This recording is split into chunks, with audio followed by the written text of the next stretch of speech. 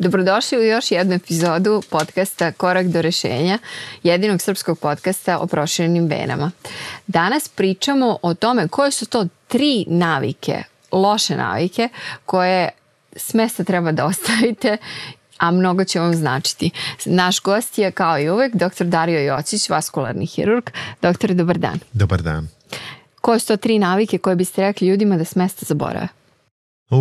Kada govorimo o proširenim venama. O proširenim venama. Pa pre svega da, ono što sam primetio da ljudi koji imaju proširene vene i gojazni su, onako baš, oni imaju više problema.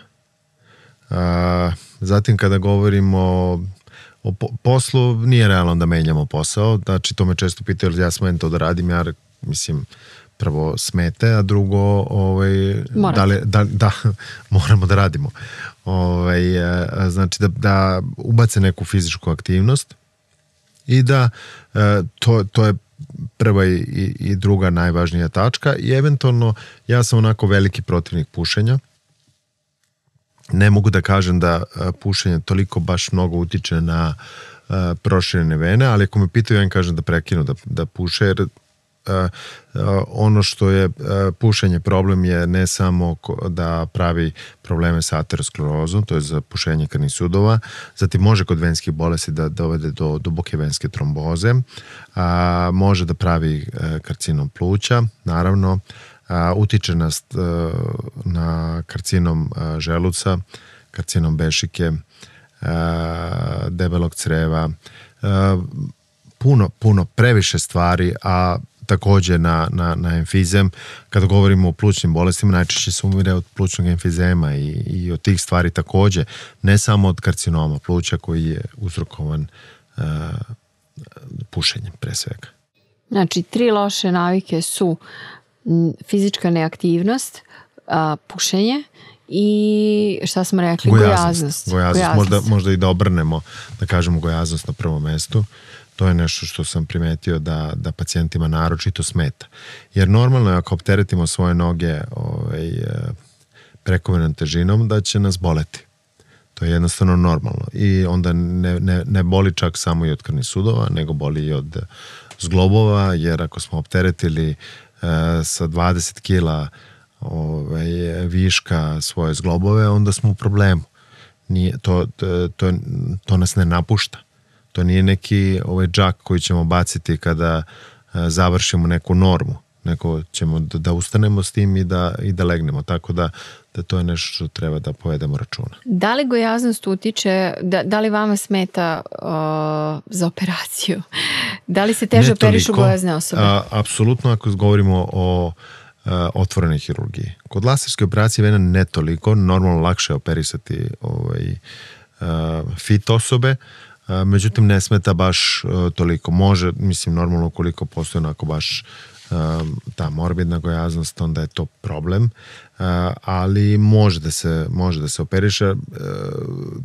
Otvorenom hirurgijom je bilo jako komplikovano jer se ulazi u neku preponu koja je tu u problemu već, jer je ta znači pravi se rana u preponi. Kod laserske operacije se ne pravi neka rana i postoji rešenje i za te pacijente. Znači kad imaju pacijenti koji su gojazni sa venskim ranama, onda operišemo. Međutim, te rane mnogo teže zarastaju ukoliko su pacijenti gojazni. Čak i nakon operacije? Čak i nakon operacije ako su gojazni. Jer je to opterećenje veliko. Da. I recidivi su češći, tako da često se dešava, na primjer, da... To je ponovno vraćanje vena, da ne koristimo previše stručne i komplikovane izraze. Ali često se dešava, na primjer, jedan od simptoma proširenih vena je osjećaj bola i težine u nogama. Kako da osobe koje su gojazne, a nemaju izraženu vensku šaru, znaju da razlikuju bol? Da li oni mogu da... Potreban je Doppler pregled. Doppler pregled, ukoliko postoji indikacija za to, normalno. Ali svakako šta god da se dešava i šta god Doppler pregled kaže, treba da poradimo na telesnoj težini. A da li, kad se vratimo na pušenje cigareta, da li je pušački staž nešto što određuje progresiju bolesti i problema sa krvnim sudovima i sa venama? ili je čak i neko ko povremeno zapali cigaretu u problemu? Pa dobro, svako neko povremeno zapali cigaretu je u manjem problemu nego onaj ko stalno puši. To je, ako imamo direktan hemijski atak na krvne sudove koji traje 14 sati dnevno, onda je to problem. Jer se oni, koliko sam razumela, prilagođavaju do nekle, a onda odustanu. Od nekle odustanu, da. Odustanu i više se ne prilagođavaju. Nije da odustanu, ali ne mogu da izdrže. Znači, mi pričali smo o balansu u prethodnim epizodama i pričali smo o stalnom balansu u našem organizmu. Svakako, kad unosimo recimo previše hrane, onda se ugojimo. Ako unosimo više slatkog i slanog, onda oteknemo. Ako previše pušimo, kašljemo i tako. Znači, organizam se brani. Nešto radi. Pokušava da se vrati u ravnotežu na svaki način. Nekako, da. I fizička neaktivnost, kako da reše fizičku neaktivnost ljudi koji su primorani da dugo stoje ili sede, kojima je to posao 10-12 sati dnevno? Kada se govori o fizičkoj aktivnosti, ne govori se o tome da treba da se bave profesionalno sportom. Kada govorimo o fizičkoj aktivnosti, kažemo potrebno 3 puta po pola sata nedeljno da se šeta.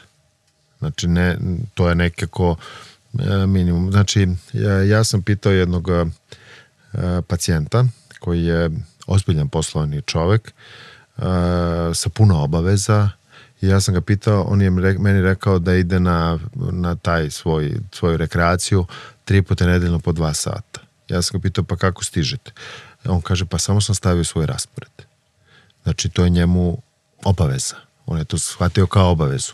Tako i ne treba toliko, ne treba 2 sata, ali 20 minuta ja mislim da svako može da se prošeta. Dovoljno je šetnje. Ne moramo ići u teretane skupe, ne moramo da plaćamo privatne trenere, ne moramo da instaliramo aplikacije koje će nam pokazati nešto. Ajmo prvo da se prošetamo. Znači, izađemo iz busa 3 stanice ranije? Recimo, ali ja to govorim, meni često kažu pacijenti, ja sam ceo dan aktivna noga. Ne, to nije to, nego je šetnja na normu.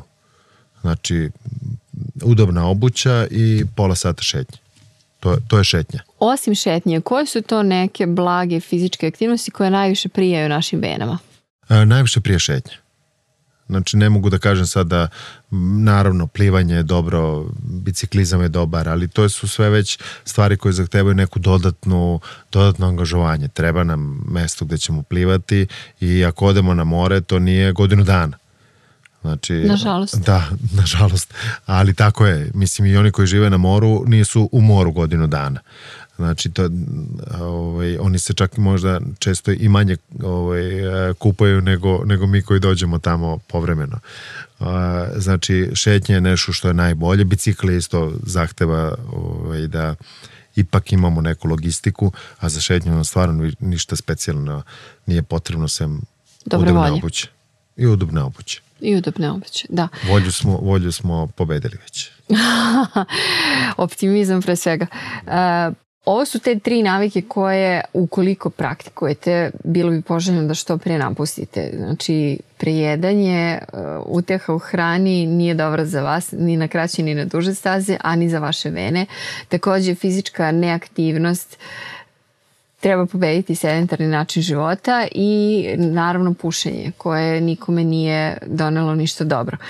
Ukoliko smo nešto propustili da kažemo, a vi mislite da postoji neka još gora navika od ovih, a koja je svakodnevno uključena deo naših života, vi nam pišite i mi ćemo probati da nam doktor odgovori u nekoj od narednih epizoda. Do sledeće epizode i do sledećeg slušanja, doktore, hvala. Hvala i vama.